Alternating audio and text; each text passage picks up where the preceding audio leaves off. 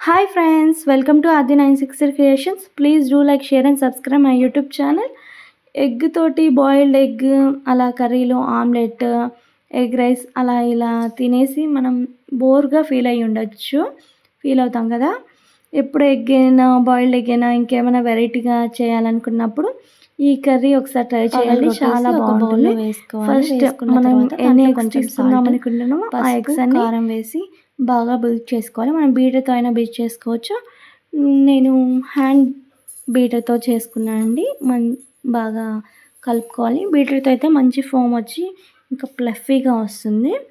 తర్వాత మనం రెగ్యులర్గా ఆమ్లెట్ ఎలా వేసుకుంటామో అలాగే వేసుకోవాలి.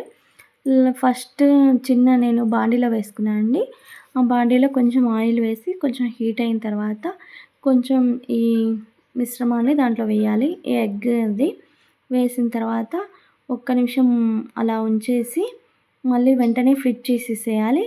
చిన్నగా చేసేసిన తర్వాత చిన్న చిన్న ఆమ్లెట్లు అవుతాయి కదండి. ఈ ఆమ్లెట్లన్నిటిని మనం పక్కన పెట్టేసుకోవాలి. తర్వాత కర్రీ ప్రిపేర్ చేసుకోవాలి. కర్రీ ఎలాగంటే ఫస్ట్ ఒక బాండీ పెట్టుకోవాలి. బాండీ పెట్టుకున్న తర్వాత ఆయిల్ వేసుకోవాలి. ఆయిల్ కాగిన తర్వాత కొంచెం జీలకర్ర వేసుకోవాలి. అలాగే 3 మీడియం సైజు ఆనియన్స్ని చిన్న చిన్నగా ముక్కలుగా కట్ చేసుకోవాలి. అలాగే 4 పచ్చిమిర్చిని కూడా చిన్న చిన్న చీలికల్లాగా చేసుకొని ఆయిల్లో వేయించుకోవాలి. దాంట్లో ఆయిల్లో ఆనియన్స్ అవి మంచిగా వేగాలంటే ఫస్ట్ కొంచెం సాల్ట్ వేయాలి. సాల్ట్ వేయడం వల్ల ఆనియన్స్ అనేవి తొందరగా మగ్గుతాయి. మగ్గిన తర్వాత దాంట్లో కొంచెం కరివేపాకు యాడ్ చేసుకోవాలి. పచ్చిది వేస్తే మంచి ఫ్లేవర్ వస్తుంది. అలాగే మన జుట్టుకి, కళ్ళకి కూడా చాలా మంచిది కరివేపాకు, ఫ్రెష్ది కానీ కరివేపాకు తినడం వల్ల. అలాగే వేగిన తర్వాత కొంచెం ఆయిల్ సపరేట్ అయ్యి పింకిష్ కలర్లోకి వచ్చినప్పుడు మనం ఒక స్పూన్ అల్లం వెల్లుల్లి పేస్ట్ కూడా వేసి యాడ్ చేసి పచ్చివాసన పోయేంత వరకు వేపుకోవాలి. వేగిన తర్వాత మనం టమాటాలు ఒక 4 మీడియం సైజువి కానీ 3 బిగ్వి కానీ మనం తీసుకొని చిన్న చిన్న ముక్కలుగా కట్ చేసుకోవాలి.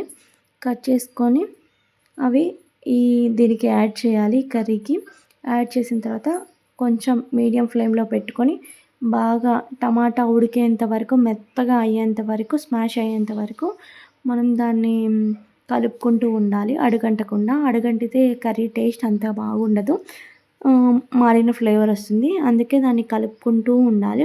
ఒక టేబుల్ స్పూన్ పసుపు, అలాగే 2 స్పూన్స్ కారము, 1 స్పూన్ ధనియాల పొడి అన్నీ వేసి మిక్స్ చేస్తూ ఉండాలి.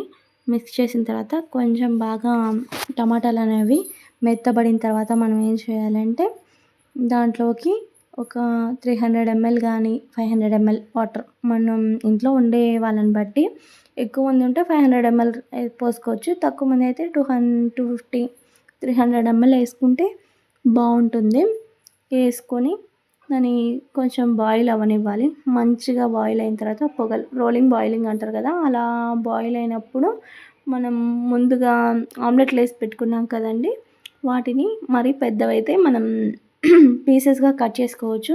నేను మరీ పెద్ద వాటిని 4 పీసెస్ కట్ చేశాను. కొంచెం చిన్నగా వేసినవేమో 2 పీసెస్గా కట్ చేసి యాడ్ చేసాను. బాగా బాయిల్ అవుతున్నప్పుడు అలా అంటే ఆల్రెడీ అవి ఉడికినవే, ఈ మసాలా ఫ్లేవర్ అంతా పట్టడం కోసమని మనం మళ్ళీ ఒక సన్నని మంట పెట్టి ఒక 5 to 10 minutes మంచిగా దానికి పట్టనిచ్చేలాగా, మరీ కదపకుండా మనం చూపిస్తున్నట్టు ఆ పులుసు అనేది దాని మీద, మనం చేపల పులుసు ఉంటుంది కదండి, అది కదపకుండా కలుపుతాం కదా, అలాగే దీన్ని కూడా నెమ్మదిగా కలుపుకోవాలి.